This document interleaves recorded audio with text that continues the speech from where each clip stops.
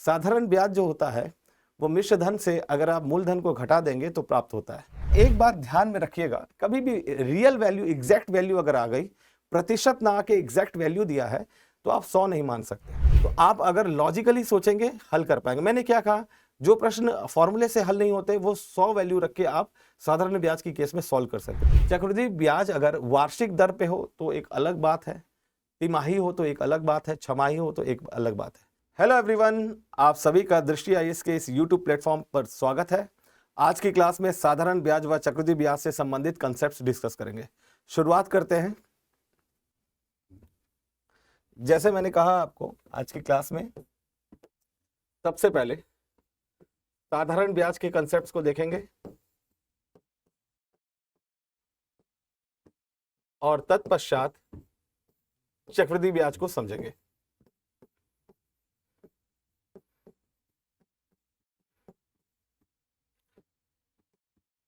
शुरुआत करते हैं साधारण ब्याज। देखिए बेटा, आप तो क्लास 6 में ही साधारण ब्याज का फॉर्मूला सीख गए होंगे, आपको अभी भी याद होगा। अभी हमको एग्जाम पॉइंट ऑफ व्यू से बात करें तो बहुत सारी नई चीजें ना सीखकर, जो चीजें हमें आती है, जो कंसेप्ट हमको आता है, जो फॉर्मूला हमको आता है, उसको पॉलिश करें और उस पर अपना पकड़ अगर मजबूत बनाएंगे तो वो ज्यादा बेहतर होगा। देखिए, बेसिक फॉर्मूला क्या होता है साधारण ब्याज का। साधारण ब्याज, जिसे अंग्रेजी में सिंपल इंटरेस्ट कहते हैं, SI यानी सिंपल इंटरेस्ट बराबर मूलधन गुणा P फॉर प्रिंसिपल, जिसे हिंदी में मूलधन कहते हैं, गुणा R% गुणा T समय। अब इसको समझते हैं कि SI का मतलब क्या है। साधारण ब्याज कब प्राप्त होता है? जब आप किसी निश्चित धनराशि जिसे हम हिंदी में मूलधन कहते हैं, उसको या तो निवेश करते हैं या फिर किसी कारण से कर्ज लेते हैं। तो इस धनराशि पर अगर आप निवेश कर रहे हैं तो एक प्रभावी दर प्रतिशत होगा, R यानी कि दर प्रतिशत, ठीक है, और निश्चित समय तक के लिए होगा, तब जाके कैलकुलेशन होता है साधारण ब्याज का। इसे ओवरऑल हम लिखते हैं SI बराबर PRT।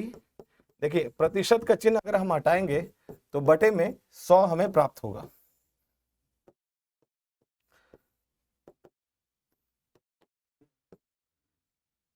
जैसा मैंने कहा आपको, इस फॉर्मूले में SI का मतलब होगा सिंपल इंटरेस्ट, हिंदी में साधारण ब्याज, P यानी कि प्रिंसिपल मूलधन, R% यानी दर प्रतिशत, या आप कह सकते हैं वार्षिक दर प्रतिशत, ठीक है, T यानी कि निश्चित समय। सपोज आप कुछ रकम जो है बैंक में निवेश करते हैं, तो एक निश्चित समय के बाद मैच्योरिटी की टाइम पीरियड होती है, मैच्योर हो जाता है वो राशि, तो उसके बाद जो आपको अमाउंट मिलता है वो आपने जो मूलधन लगाया होता है उसके साथ जो उस पर प्राप्त ब्याज होता है वो जुड़कर मिलता है। यानी कि आपको मिश्र धन प्राप्त होता है, जिसे अंग्रेजी में अमाउंट कहते हैं, वो मूलधन की राशि पर ब्याज जुड़कर प्राप्त होता है। ठीक है, ये बेसिक नॉलेज था, होपफुली आपको जानकारी भी होगी। अगर हम साधारण ब्याज पे बात करें, जो महत्वपूर्ण बातें हैं वो क्या है कि साधारण ब्याज का ये फॉर्मूला तो ठीक है बेटा, बेसिक फॉर्मूला है। अगर आप पे बेसिक क्वेश्चन आता है आपसे SI फाइंड करने, या प्रिंसिपल या रेट या टाइम, ये तो आप फाइंड आउट कर लेंगे। लेकिन अगर आप मुझसे पूछेंगे कि ब्याज में दो बातें, साधारण ब्याज और चक्रवृद्धि ब्याज में क्या अंतर होता है, तो शुरुआत हम करेंगे पहले साधारण ब्याज को। मैं आपको समझाऊंगा कि देखो, साधारण ब्याज वो उस प्रकार का ब्याज है जहां प्रति वर्ष मूलधन पर ही दर प्रतिशत लागू होता है, और जो हमें ब्याज के रूप में राशि प्राप्त होती है ब्याज के रूप में, वो प्रति वर्ष समान होती है। यानी कि साधारण ब्याज में जो हमें राशि होती है, या आप लिख सकते हैं कि साधारण ब्याज प्रति वर्ष समान होता है।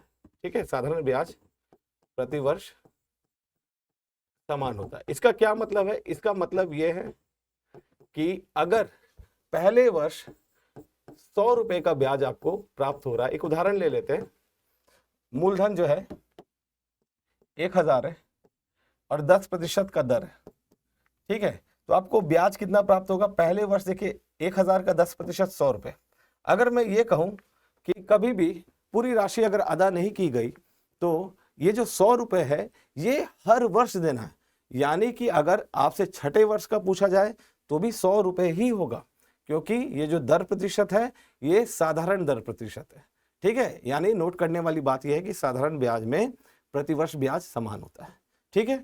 अब देखिए इसमें जो प्रश्न होते हैं साधारण ब्याज से संबंधित, वो प्रश्न काफी आसानी से सॉल्व हो जाते हैं। या तो आप फॉर्मूला यूज करो या फिर आप एजम्पशन मेथड से, यानी कि स्वधारणा से आप मूलधन को 100 रुपये मानकर सारे वैल्यूज को पुट करो और क्वेश्चन सॉल्व हो जाएंगे। देखते हैं क्वेश्चंस, देखते हैं इसके। जैसे ये क्वेश्चन है आपके सामने कि एक व्यक्ति वार्षिक साधारण ब्याज दर पर 750 रुपए बैंक में निवेश करता है और 5 वर्ष के बाद वह 1200 रुपए प्राप्त करता है। बैंक द्वारा प्रदान की गई ब्याज की दर प्रतिशत ज्ञात कीजिए। अब देखिए इस प्रश्न में एक व्यक्ति वार्षिक साधारण ब्याज की दर पर 750 रुपए निवेश करता है, यानी उसकी मूलधन की राशि कितनी हो गई? 750 रुपए हो गई। अब इसके बाद समय कितना है? निश्चित समय 5 वर्ष। तत्पश्चात उसे जो 1200 रुपये प्राप्त हो रहा है, क्या वो 1200 रुपये साधारण ब्याज है हाँ कि मैच्योरिटी के बाद प्राप्त हो रहा है? अगर मैच्योरिटी के बाद प्राप्त हो रहा है तो ये 1200 रुपये साधारण ब्याज ना होके ये मिश्र धन हो जाएगा, जिसे अंग्रेजी में अमाउंट कहते हैं, ठीक है। अब आपसे पूछा जा रहा है कि दर प्रतिशत क्या होगा, यानी कि रेट क्या होगा या रेट परसेंट क्या होगा। तो सबसे पहले आपको ये समझना होगा कि साधारण ब्याज जो होता है वो मिश्र धन से अगर आप मूलधन को घटा देंगे तो प्राप्त होता है। तो इस प्रश्न में साधारण ब्याज अगर आप 1200 से 750 को घटा दें तो आपको प्राप्त होगा जो कि है 450, ठीक है। अब बेसिक फॉर्मूले पे आप वैल्यू पुट करेंगे, जो बेसिक फॉर्मूला आपने अभी सीखा है या फिर जो आपको आता है कि SI is equal to PRT divided by 100। अब SI के जगह पे 450, मूलधन 750, रेट आपको निकालना है, समय आपको 5 वर्ष बताया गया है, बटे में 100। अगर मैं पूछूंगा तो मैक्सिमम स्टूडेंट्स ऐसे ही सॉल्व करेंगे। अब मैं बिल्कुल भी ये नहीं कहूंगा कि इस तरह से मत सॉल्व कीजिए, क्योंकि अभी आपके पास जो समय बचा है लगभग 1 महीने का समय बचा है। तो अगर आप बेसिक फॉर्मूले से ही करना चाहते हैं तो बिल्कुल उससे ही कीजिए, है ना। अदरवाइज अगर आपका शॉर्ट ट्रिक पे अगर आपका पकड़ अच्छा है तो उससे भी सॉल्व कर सकते हैं। अगर यहाँ हम इस तरह से सॉल्व करेंगे तो आप देखिए देखिए बेटा, आप बेसिक कैलकुलेशन कर सकते हैं, 5 से कैंसिल कर सकते हैं, लेकिन अगर आप थोड़ा सा समय बचाना चाहते हैं तो समझिएगा 25 का भाज्यता नियम क्या होता है। 25 का भाज्यता नियम, यदि अंतिम 2 अंक 25 से विभाजित होते हैं या फिर 2 शून्य होते हैं तो पूरी की पूरी संख्या 25 से विभाजित हो जाती है। तो ये दोनों देखिए 25 से विभाजित हो जाएंगे, 25 या 75 शून्य, 25 चौक 100, ठीक है। अब देखिए 15 से विभाजित कर दीजिए तो 15 दूनी 30, 15 गुणा 30 450, ठीक है। अब 5 से कैंसिल कर सकते हैं, 5 छके 30, 2 से कैंसिल कर सकते हैं, 2 तिया 6। अब हमारे पास जो वैल्यू है 3 बराबर R बटा 4 है, तो R की वैल्यू यहां से हमें 12 प्राप्त हो गई। और अगर R प्रतिशत पूछा जा रहा है तो 12%, ये हमारा आंसर हो जाएगा। देखिए ये कन्वेंशनल अप्रोच है बेटा। अगर आप चाहते हैं इसे शॉर्ट अप्रोच से भी सॉल्व कर सकते थे। कैसे? देखिएगा, आप जस्ट यहाँ पे देखते हैं कि 750 रुपए मूलधन है और 1200 रुपए मिश्र धन है, दोनों का अंतर आपको ब्याज देगा और ब्याज आपको 450 रुपए प्राप्त होगा। हमेशा जो दर प्रतिशत होता है वो वार्षिक होता है, 1 वर्ष के लिए कैलकुलेशन होता है, लेकिन यहाँ पे जो ब्याज प्राप्त हो रहा है वो 5 वर्षों के लिए। जब वो 5 वर्षों के लिए, तो यदि आप 450 को 5 से विभाजित कर देंगे, चूंकि साधारण ब्याज में ब्याज प्रतिवर्ष समान होता है, तो आपको 1 वर्ष का ब्याज प्राप्त हो जाएगा। तो 450 को आप 5 से विभाजित कर दीजिए तो आपको 90 रुपए प्राप्त होगा। और ये 90 रुपए जो है वो 750 रुपए का कितना प्रतिशत है, इस आधार पे आपको दर प्रतिशत मिल जाएगा। मैंने क्या कहा, 90 रुपए 1 वर्ष का ब्याज हो गया और 750 जो कि मूलधन है उसका कितना प्रतिशत है ये प्राप्त कर लेंगे, आपको दर प्रतिशत मिल जाएगा। इस कैलकुलेशन से आपको ये 2 एफर्ट से आंसर मिल जाता। तो आप देख सकते हैं 25 चौके 100, यहाँ 30, 30 तिया 90, यानी 3 गुणा 4 12%। तो आप इजीली इस तरह से भी निकाल सकते हैं। ठीक है बेटा, साधारण ब्याज का तो ये एक प्रकार का प्रश्न है जहां पे कुछ जानकारियां दी गई थी, कुछ जानकारियां आपसे पूछी गई है। अब अगले प्रकार का प्रश्न देखते हैं जहां पे आपको मूलधन की राशि पता नहीं है, कितना निवेश है ये आपको पता नहीं है। ठीक है, और आपको सिचुएशन दिया गया है, कंडीशन दिया गया है कि अगर धनराशि को 12% की जगह 18% की दर से निवेश किया जाए 2 वर्षों के लिए, 1 वर्ष नहीं 2 वर्षों के लिए, तो जो राशि में अंतर है ना, जो राशि में अंतर है, ऑब्वियसली अगर दर प्रतिशत में अंतर होगा तो मैच्योरिटी के बाद जो अमाउंट मिलेगा उसमें भी अंतर होगा। वो अंतर 840 रुपए का है। उस अंतर के आधार पे आपको मूलधन प्राप्त करना है। सिचुएशन समझेंगे, अगर सपोज 2 बैंक है, बैंक ए, बैंक बी। बैंक ए कह रही है कि मैं 18% के दर से आपको, है ना, मिश्र धन दूंगा या ब्याज दूंगा, और बैंक बी का कहना है 12%। क्लियर है? अगर 1 वर्ष में 18% 12% है तो आप 2 वर्षों में प्रभावी दर प्रतिशत क्या हो जाएगा? प्रभावी दर प्रतिशत 2 वर्षों में 18% गुणा 2, और यहां पे 12% गुणा 2, ये हो जाएगा 36%। यानी कि 36% का प्रभावी दर प्रतिशत आपको मिल रहा है 2 वर्षों के लिए। क्योंकि यहाँ पे ब्याज समान होता है, यानी कि प्रभावी दर प्रतिशत भी समान होगा, और 24% बैंक बी से। क्लियर है?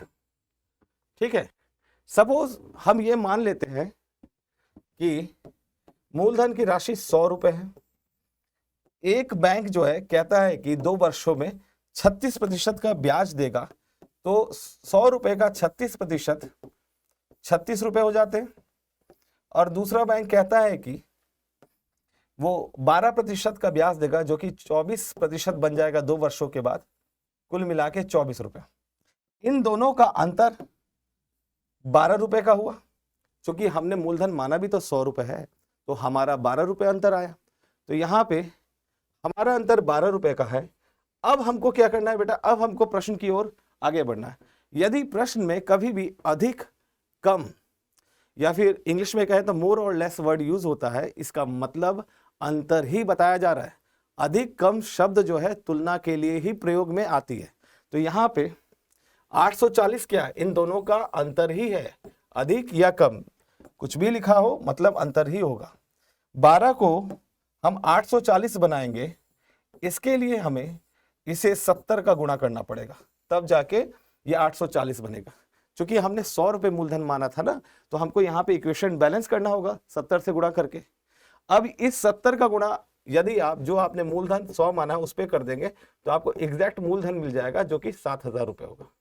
ये आपका आंसर हो जाएगा। नोट कर लीजिए बेटा। अगर इसके कन्वेंशनल अप्रोच में आप जाते हैं कि कन्वेंशनल अप्रोच से कैसे सॉल्व करें, तो आपको इस सिचुएशन को फॉलो करना पड़ेगा बेटा, कि पहले सिचुएशन में आपने ले लिया SI1 माइनस SI2 और बराबर 840। फिर फॉर्मूले में आपने देखिए दोनों का प्रिंसिपल सेम हो जाएगा। ठीक है, रेट अलग अलग है, 18%, समय 2 वर्ष है। ठीक है, यहां भी 12% गुणा 2 840। तो 2-3 स्टेप्स लगेंगे इसमें भी। देखिए P गुणा 36% माइनस P गुणा 24% बराबर 840।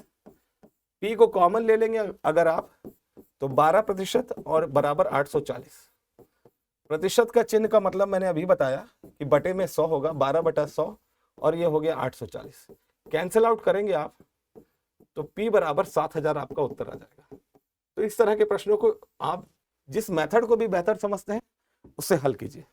ठीक है, अधिक या कम दिया है, सिचुएशन दिया है, मेरा मानना यह है कि मूलधन को 100 रुपए मानकर अगर हल करेंगे तो आसानी से हल हो जाएगा। अगला प्रश्न देखते हैं। इस प्रश्न को हल कीजिएगा। यह भी इसी बेसिक कंसेप्ट पे है कि जो साधारण ब्याज होता है वो प्रतिवर्ष समान होता है। प्रश्न को जो है आप पॉज करके, चूंकि मैं क्वेश्चन से अलग हूं, आप सॉल्व करके अपने कमेंट्स में आंसर भी दे सकते हैं। ठीक है, देखिए यहाँ पे किसी धनराशि, निश्चित धनराशि वार्षिक साधारण ब्याज की दर से 4 वर्ष में 20,000 रुपए हो जा रही है और 6 वर्ष में 24,000 रुपए, ब्याज दर ज्ञात कीजिए। सिचुएशन समझिएगा, निश्चित धनराशि है, फिर 4 वर्ष में 20,000, फिर उसके बाद 6 वर्ष में 24,000।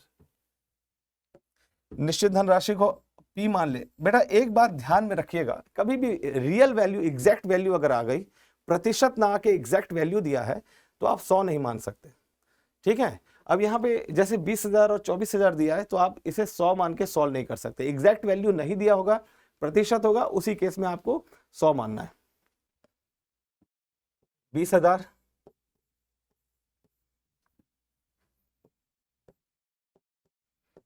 24,000,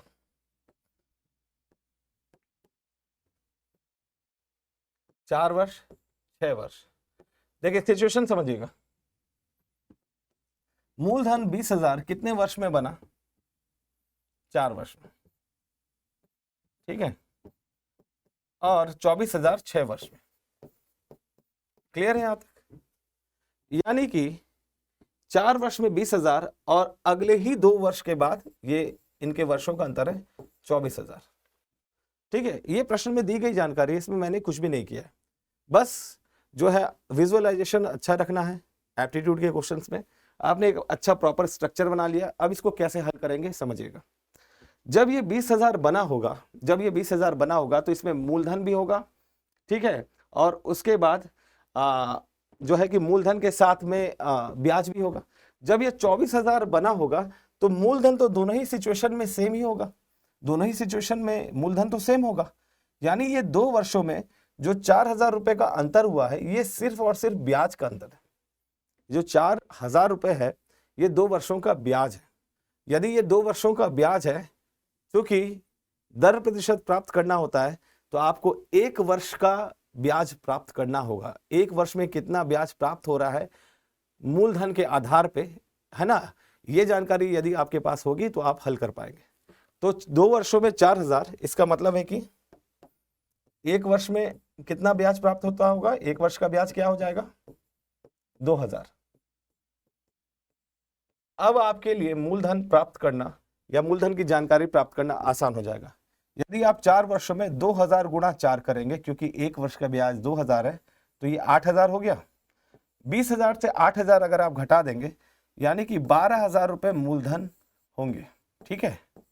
अब देखिए बेटा, 12,000 मूलधन है, 2,000 रुपए ब्याज है। 1 वर्ष का ब्याज फॉर्मूले से आप फाइंड आउट कर सकते हैं। ये जो फॉर्मूला जो आपको जानकारी में है, SI is equal to PRT/100, यहां से आप वैल्यू पुट करके आप बहुत आसानी से R निकाल सकते हैं, T की वैल्यू 1 रख के। तो 12,000 मिल ही गया। या फिर आप डायरेक्ट करना चाहते हैं तो 2,000 12,000 का कितना प्रतिशत, ये देख लीजिए, 2,000 बटा 12,000, तो ये हो गया आपका 1/6। 1/6 का प्रतिशत रूप कितना होता है? 16.67 आप कह सकते हैं, या 667 कह सकते हैं प्रतिशत। यह आपका आंसर हो जाएगा। क्लियर? तो होपफुली आप लोगों को समझ आया होगा कि भाई ब्याज जो होता है प्रति वर्ष समान होता है, इसीलिए यहाँ पे मैंने 2 वर्ष बराबर 4,000 लिखा है। अगला प्रश्न देखते हैं बेटा, इस प्रश्न को हल कीजिएगा। देखिए यहाँ पे कोई भी राशि नहीं दी गई है, एक परिस्थिति दी गई है। कहा गया कि एक निश्चित धनराशि वार्षिक साधारण ब्याज की दर से 8 वर्ष में 2 गुनी हो जाती है। कितने वर्ष में यह धनराशि मूलधन की 4 गुनी हो जाएगी? देखिए समझिए, आप फॉर्मूले के साथ अगर जाना चाहेंगे, अब वो समय नहीं है। 1 महीने में आप नई चीजों को बहुत ज्यादा नहीं सीख पाएंगे, याद नहीं कर पाएंगे।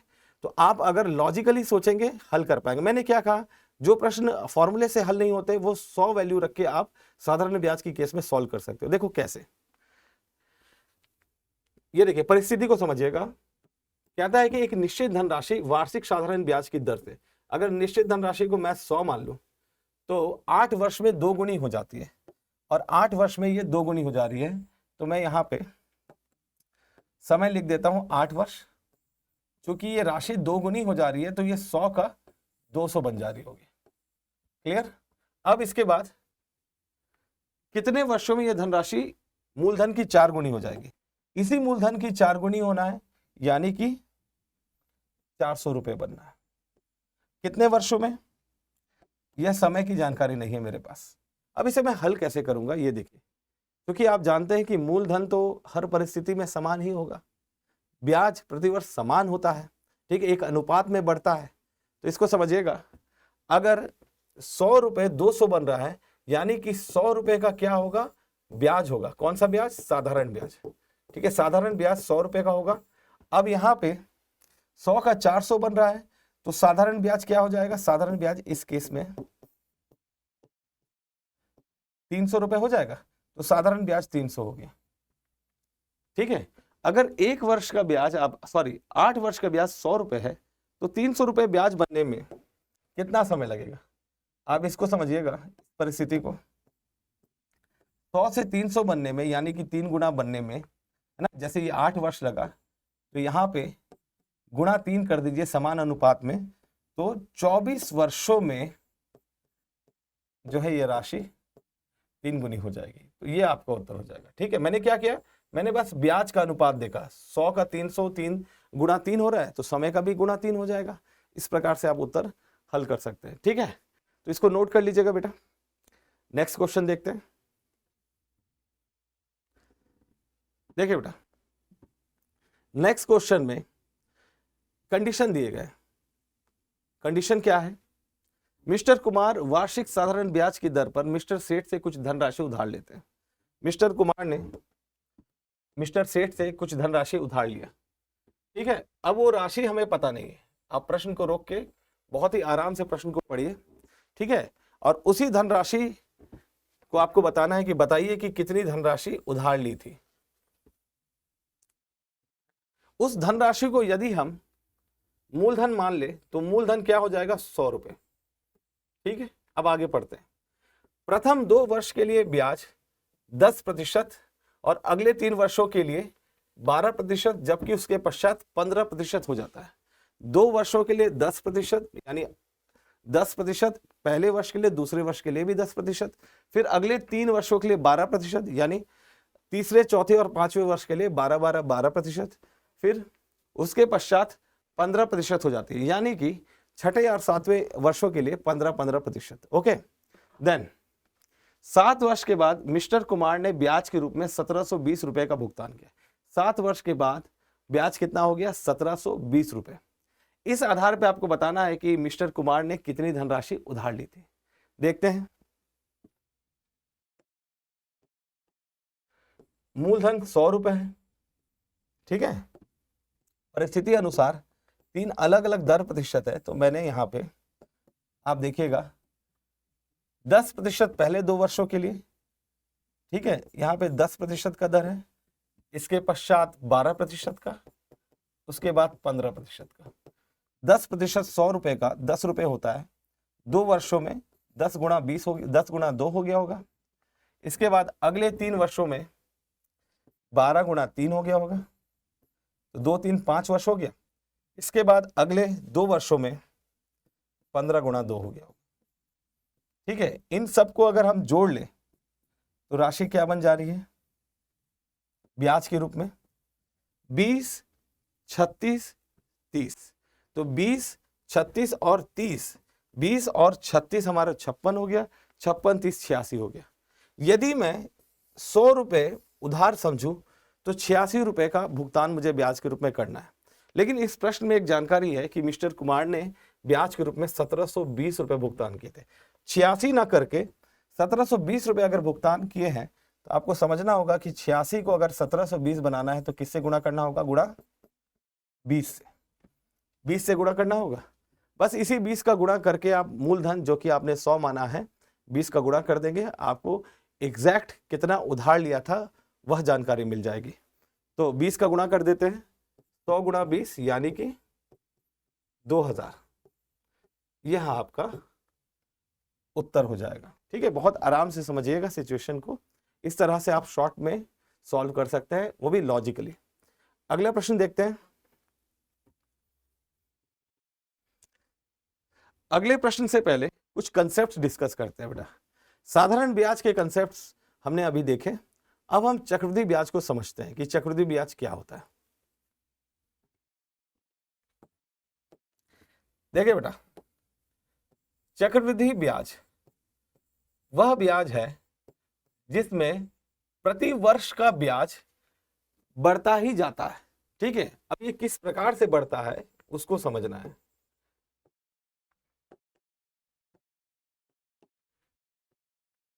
यदि आप मूलधन 1000 रुपए मान लें, दर प्रतिशत चक्रवृद्धि ब्याज की दर से 10% मान लें, और समय यानी निश्चित समय 2 वर्ष मान लें, तो समझिएगा कि आपका ब्याज किस तरह से जो है बढ़ेगा।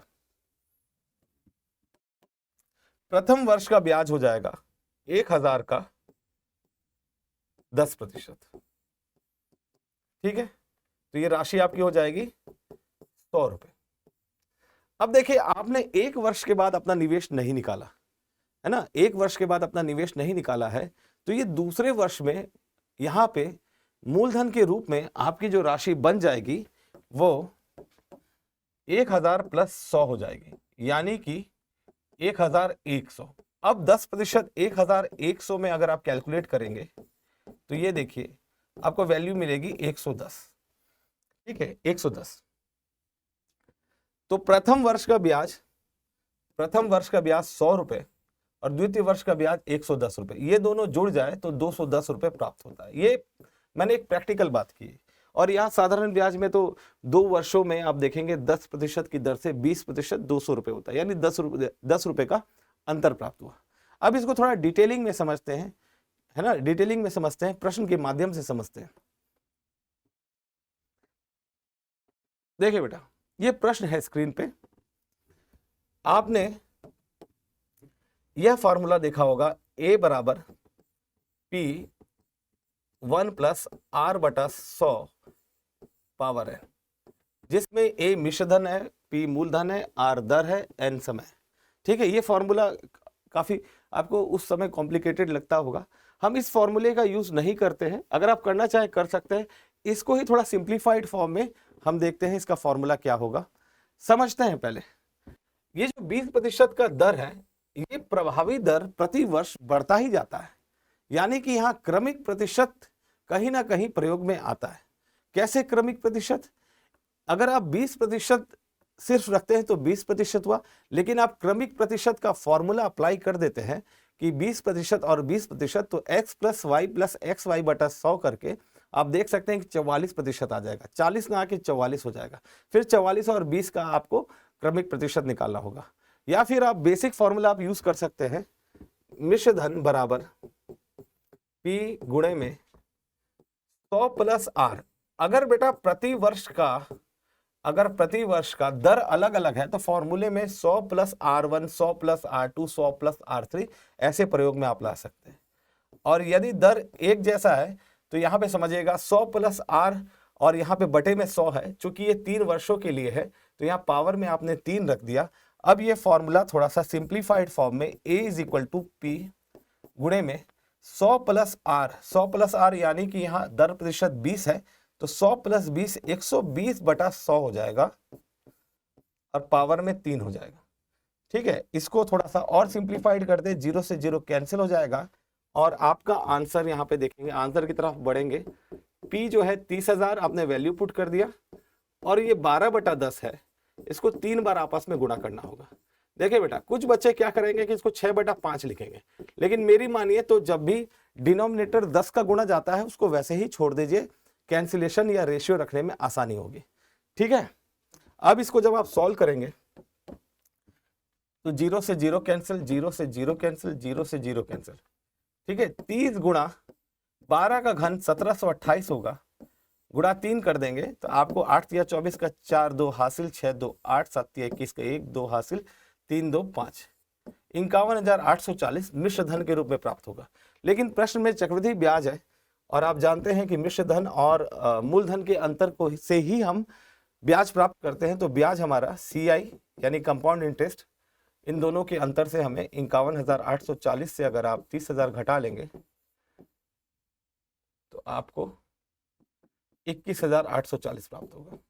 देखिए बेटा, ये थोड़ा सा लॉन्ग अप्रोच हो जा रहा है, लेकिन कन्वेंशनल है। अगर आपने पढ़ाई की है इसी प्रकार से स्कूल डेज वाली पढ़ाई में ही को आप पॉलिश करना चाहते हो, ऐसे बना सकते हो।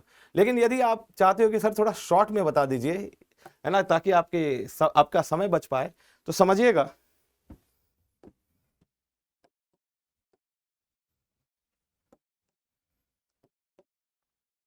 देखिए 1 वर्ष, 2 वर्ष, 3 वर्ष, ठीक है। यदि मैं आपसे पूछूं 11 का पावर 1 क्या होता है, तो आप कहेंगे 11। 11 का पावर 2 क्या होता है, आप कहेंगे 121। 11 का पावर 3 क्या होता है, आप कहेंगे 1 3 3 1।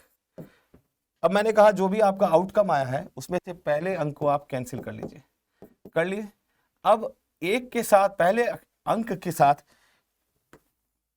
अक्षर ए रखिए सभी में, दूसरे के साथ बी रखिए, ठीक है। यहाँ पे 1 के साथ बी, यहाँ दूसरे के साथ बी, और तीसरा नहीं है, तीसरा हो तो सी लिखिए। यानी कि ये बन गया 3A 3B 3C, यानी कि 3A प्लस 3B लिखिए प्लस 1C। ये 3 वर्षों के लिए हो गया।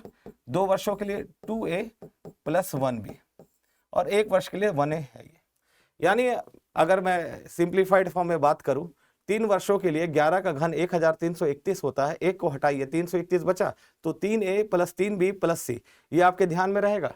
तो मैं डायरेक्ट ही आपको बता देता हूं कि 3A plus 3B plus 3C apply करके आप ऐसे साधारण से प्रश्नों को तुरंत हल कर सकते हैं। कैसे? A की वैल्यू कैसे प्राप्त होती है? देखिए, अगर आप 30,000 का 20% निकालेंगे तो आपको A की वैल्यू प्राप्त होगी। 30,000 का 20%, तो 30,000 का 10% 3,000 होता है, 20% 6,000 हो गया। यदि आप 6,000 का 20% निकालेंगे आपको B प्राप्त होगा।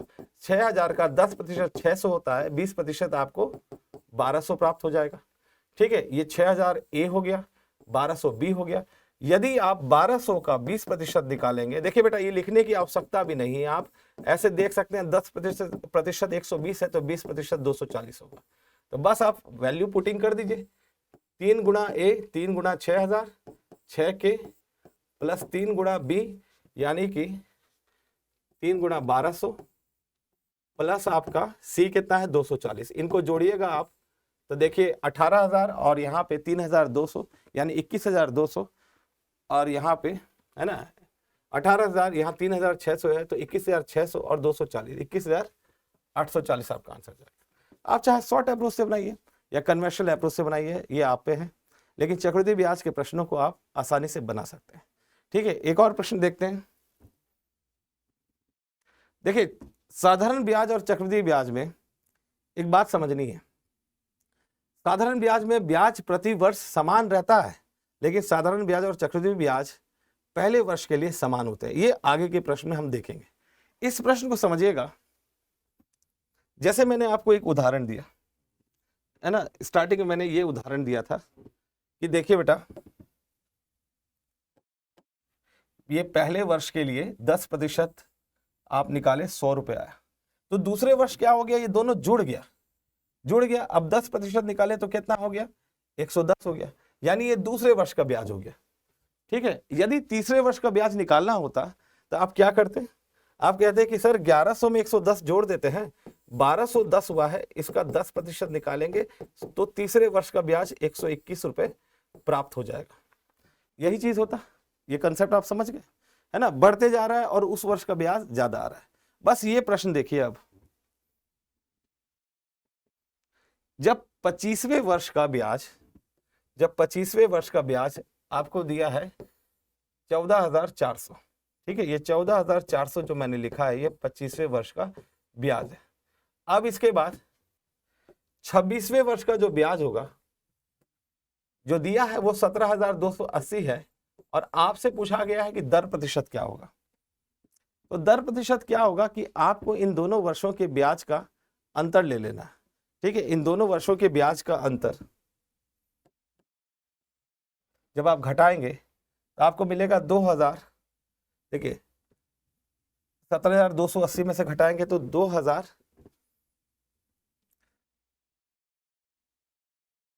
देखिए यहाँ पे 800 आ रहा है, कुछ 2,800 आ रहा है, देखते हैं शून्य से शून्य घटा, शून्य हो गया, 8 से शून्य 8 हो गया, 12 में से 4 गया तो 8 हो गया, ठीक है। अब 16 में से 4, 2880, ठीक है, 2880 प्राप्त हो रहा है। अब जस्ट आपको देखना है कि 2880 जो एक्स्ट्रा प्राप्त हुआ, जैसे कि हमने अभी एक उदाहरण दिया था, उसमें जो एक्स्ट्रा प्राप्त होता था वो ब्याज की वजह से ही होता था। ये 2880 कहां से बढ़ा है? इस 1440 से बढ़ा है ना। इस राशि पे 14,400 पे कुछ दर प्रतिशत अप्लाई हुआ होगा, तब जाके 2880 बना होगा, तब ये जुड़कर जो है अगले वर्ष का ब्याज बना होगा। तो आप यहां से R प्रतिशत निकाल सकते हैं कि 2880 बटे में 14,400, ठीक है। तो ये हो जाएगा आपका 1/5, और 1/5 क्या होता है? 20% होता है। 20% बड़े आराम से आप आंसर बता सकते हैं, ठीक है बेटा। तो सीखने क्या मिला? सीखने ये मिला कि 2 लगातार वर्षों का जब आपको ब्याज निकालना होता है तो आप ये समझ लीजिए कि जो बीता हुआ वर्ष है उसमें ही दर प्रतिशत अप्लाई होकर अगले वर्ष का ब्याज बनता है। तो इस प्रश्न को अगर आप समझ लिए हैं तो अगला प्रश्न मैं आपके सामने रखता हूं, उसका उत्तर कमेंट बॉक्स पे आप दीजिएगा, तो मुझे समझ आएगा कि आप जो है सिंसियरिटी के साथ अपनी तैयारी कर रहे हैं। देखते हैं इस प्रश्न का उत्तर जो है, आप वीडियो को यहां रोक के आराम से दीजिएगा कमेंट बॉक्स में। अगला प्रश्न देखिएगा बेटा। अगला प्रश्न जो है बेटा, ये प्रश्न नहीं, ये कंसेप्ट है जो हम बचपन में उतने बेहतरीन तरीके से नहीं समझे। क्या कंसेप्ट है? चक्रवृद्धि ब्याज अगर वार्षिक दर पे हो तो एक अलग बात है, तिमाही हो तो एक अलग बात है, छमाही हो तो एक अलग बात है। इसके कंसेप्ट को देखते हैं। चलिए बेटा, इस प्रश्न को अगर हल करना चाहते हैं आप कर सकते हैं, अन्यथा जो है इसके कंसेप्ट को देखते हैं कि चक्रवृद्धि ब्याज के अंतर्गत वार्षिक दर प्रतिशत,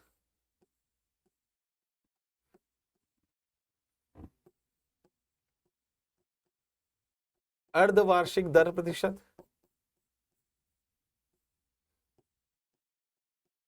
और तिमाही, इसे छमाही भी कह सकते हैं ना बेटा, अर्धवार्षिक को तिमाही दर प्रतिशत में क्या अंतर होता है? ठीक है, इसमें क्या अंतर होता है इसको समझते हैं।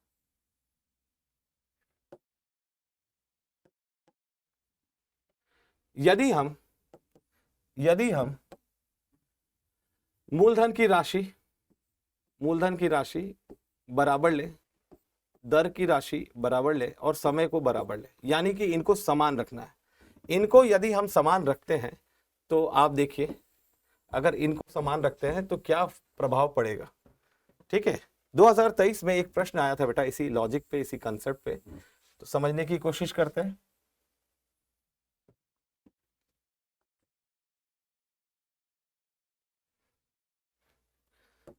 देखिए बेटा, अगर मूलधन को हम इन तीनों ही केस में 1000 मान ले,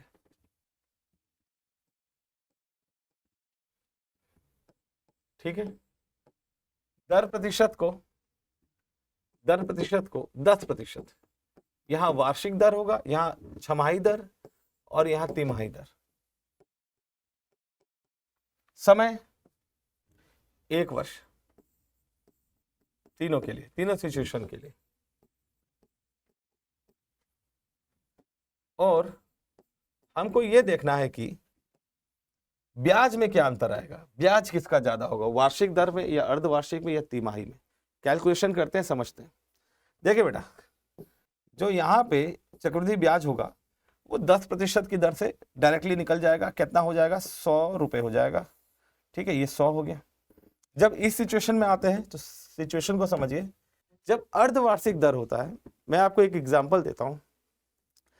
आपका कोई इंश्योरेंस होगा, तो इंश्योरेंस का जब आप प्रीमियम देते होंगे तो आपके जो एजेंट होंगे वो आपके सामने एक तरीके से आप सपोर्ट के लिए रखते होंगे कि आप राशि को 2 बार में भी दे सकते हैं। बस वो ये कहते हैं 2 बार में भी दे सकते हैं, ठीक है, यानी कि 6-6 महीने में दे सकते हैं। इसका क्या मतलब है कि अगर राशि 10,000 रुपए है तो क्या आप दोनों बार 5-5 हज़ार देंगे 6-6 महीने के अंतर में? अगर आप एक बार नहीं दे पा रहे हैं तो, है ना, कि अभी 5,000 और 6 महीने के बाद 5,000, ऐसा नहीं है। आप यदि 2 बार में देंगे तो आपको ज़्यादा देना पड़ता होगा, ठीक है। यहाँ भी वही सिचुएशन है, जैसे ये छमाही है या अर्धवार्षिक है, तो यहाँ जो दर का प्रतिशत होगा वो 10% ना होके 2 टुकड़ों में बढ़ जाएगा, 5%, 5%, ठीक है।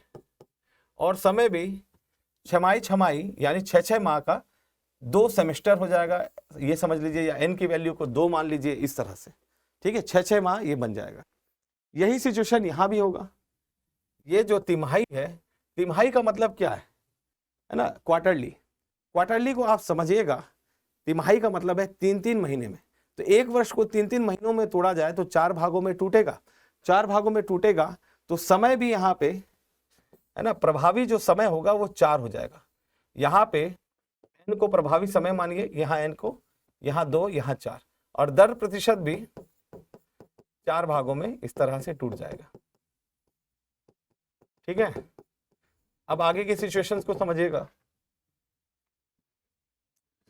यदि n की वैल्यू 2 है, ये 5% है, आपका दर प्रतिशत क्या हो जाएगा कि 1000 में आप ये 5% का, मेरे बच्चों ध्यान से सुनना, 5% का क्रमिक प्रतिशत परिवर्तन अगर आप निकालोगे, है ना, x + y + xy/100 के फॉर्मूले से, तो आपको प्रभावी दर प्रतिशत 10.25% मिलेगा, ठीक है। क्लियर है। ये वैल्यू आपको मिल जाएगी 102 रुपए या 102.5 रुपए के करीब। यानी यहाँ इन दोनों में जो अर्धवार्षिक ब्याज है वो ज्यादा है। अब यहाँ पे आते हैं तिमाही में। तो तिमाही में आप देखेंगे तो आप इस फॉर्मूले से जो मैंने आज की क्लास में बताया कि 100 + r यानी 2.5 पावर में 4 रखिएगा, तो ये 1000 गुणा 102.5 है ना, बटे में यहाँ पे 100 भी रखना है बेटा, बटा 100 पावर 4 कीजिएगा, तो ये करीबन 103.6 के करीब आपको मिलेगा। ये तो मैंने एक एग्जाम्पल लिया था, ठीक है। तो हम समझते क्या है, सीखते हैं क्या है, बहुत आराम से आपने नोट किया होगा, समझा होगा। तो एक बेसिक जानकारी आप समझिएगा बेटा। बेसिक जानकारी ये है कि यदि मूलधन, ठीक है, दर और समय समान हो, कांस्टेंट हो, ऐसी परिस्थिति में चक्रवृद्धि ब्याज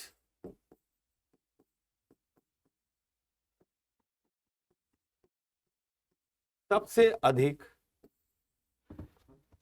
तिमाही के केस में होगा, ठीक है। क्लियर है ना। उसके बाद छमाही और सबसे कम वार्षिक के केस में। और यदि मैं दूसरा यहाँ पे इसका दूसरा रूप कहूं और ये कहूं कि चक्रवृद्धि ब्याज तीनों ही परिस्थिति में समान हो, चक्रवृद्धि ब्याज तीनों ही परिस्थिति में समान हो, तो दर प्रतिशत में क्या प्रभाव पड़ेगा देखिएगा। अगर इस इंफॉर्मेशन को इस तरह से लिखे कि यदि चक्रवृद्धि ब्याज यानी CI समान हो और मैं दर प्रतिशत के बारे में पूछूं, तो देखिए आप यहां पे ये बात आप समझ सकते हैं कि ये ज्यादा पावरफुल है। अगर सोचे तिमाही में ज्यादा ब्याज मिल रहा है, ठीक है, और अगर आप CI को सेम बना रहे हो, चक्रवृद्धि ब्याज को सेम बना रहे हो, तो कहीं ना कहीं आपको वार्षिक को थोड़ा ज्यादा सपोर्ट करना पड़ेगा दर प्रतिशत से। यानी ऐसी परिस्थिति में वार्षिक का दर प्रतिशत सबसे अधिक होगा, ठीक है ना। इसके बाद छमाही और सबसे कम तिमाही, क्योंकि तिमाही पावरफुल है ना, ऐसे समझ सकते हो आप। इसी कंसेप्ट पे 2023 में क्वेश्चन आया था बेटा, उसको देखते हैं पहले। एग्जैक्ट सेम कंसेप्ट पे क्वेश्चन आया था। देखिए कोई मूलधन P, ठीक है, अर्धवार्षिक रूप से R% वार्षिक चक्रवृद्धि ब्याज दर से एक वर्ष में क्यों हो जाता है, ठीक है। मूलधन जो है P है, मैं साइड में लिख दिया, इसका दर प्रतिशत R है, समय 1 वर्ष है, 1 वर्ष, और ये ब्याज जो है, ब्याज कितना हो जा रहा है, सी आई क्यू बन जा रहा है। क्लियर। अब आगे, यदि वही मूलधन P, सेम मूलधन है P, ठीक है, अब दर प्रतिशत S प्रतिशत। क्लियर। एक वर्ष में समय सेम है, एक वर्ष, ठीक है।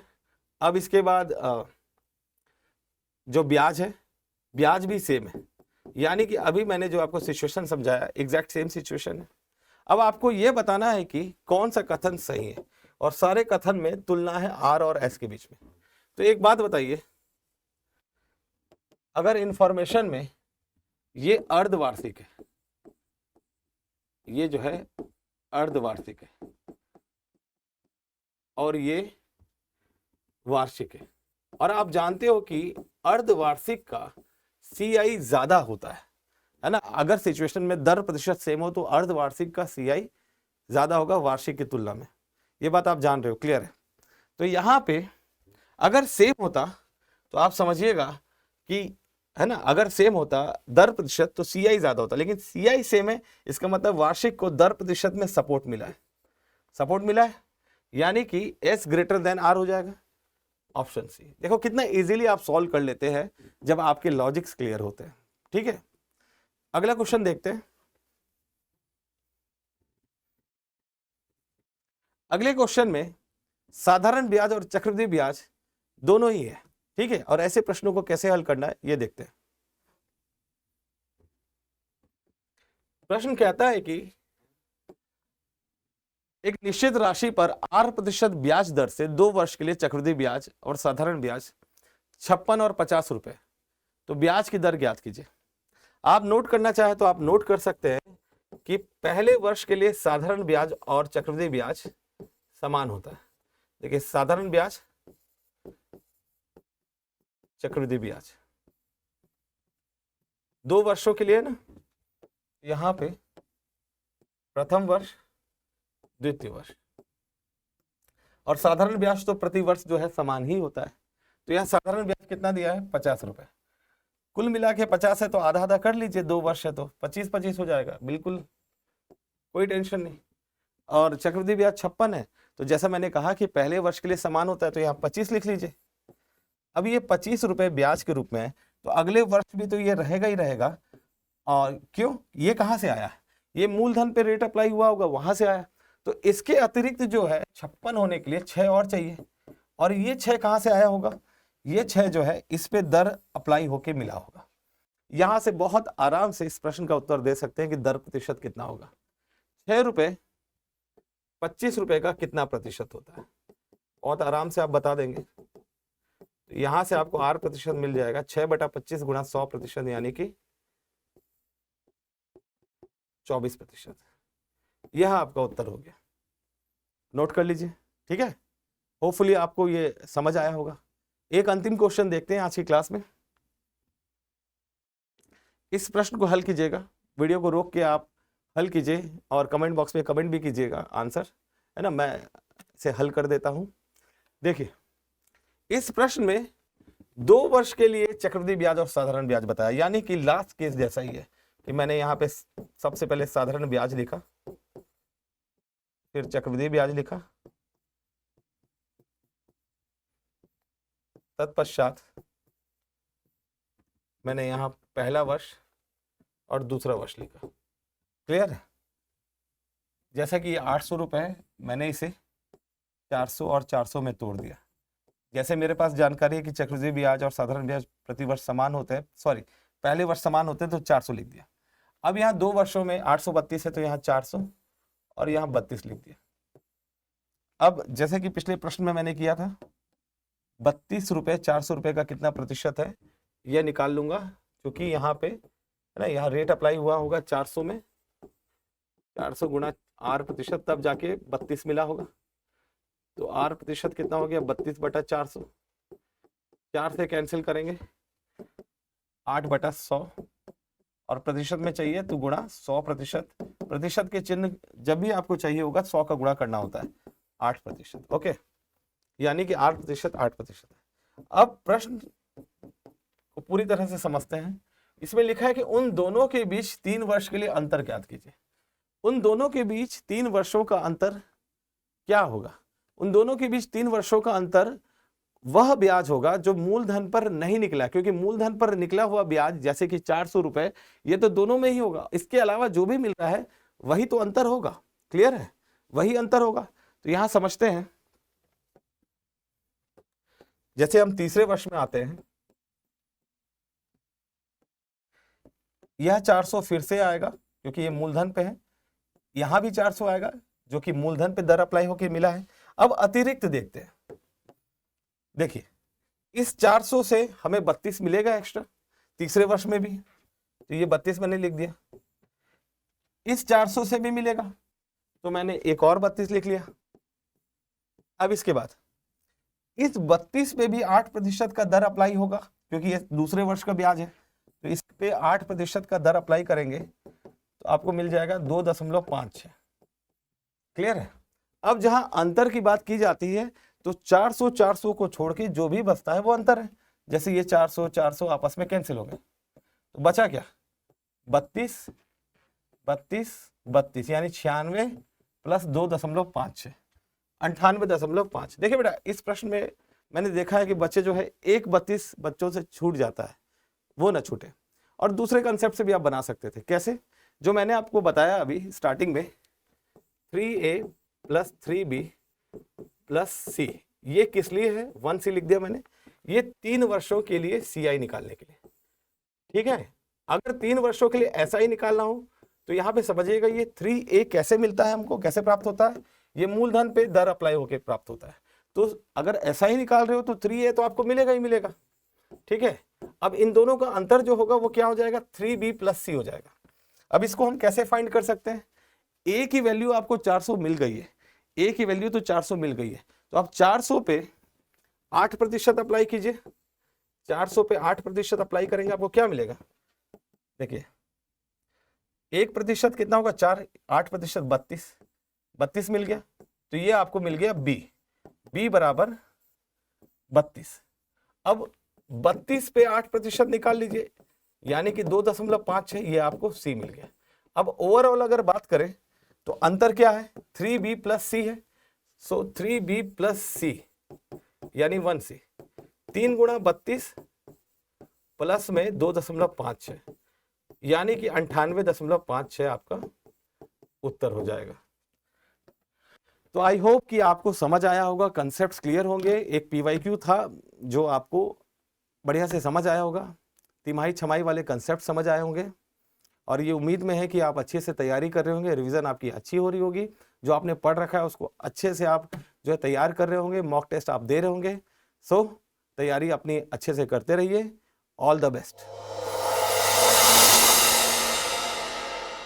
अब एग्जाम की तैयारी को और बेहतर करने के लिए हमारे चैनल को लाइक, शेयर और सब्सक्राइब करना ना भूलें।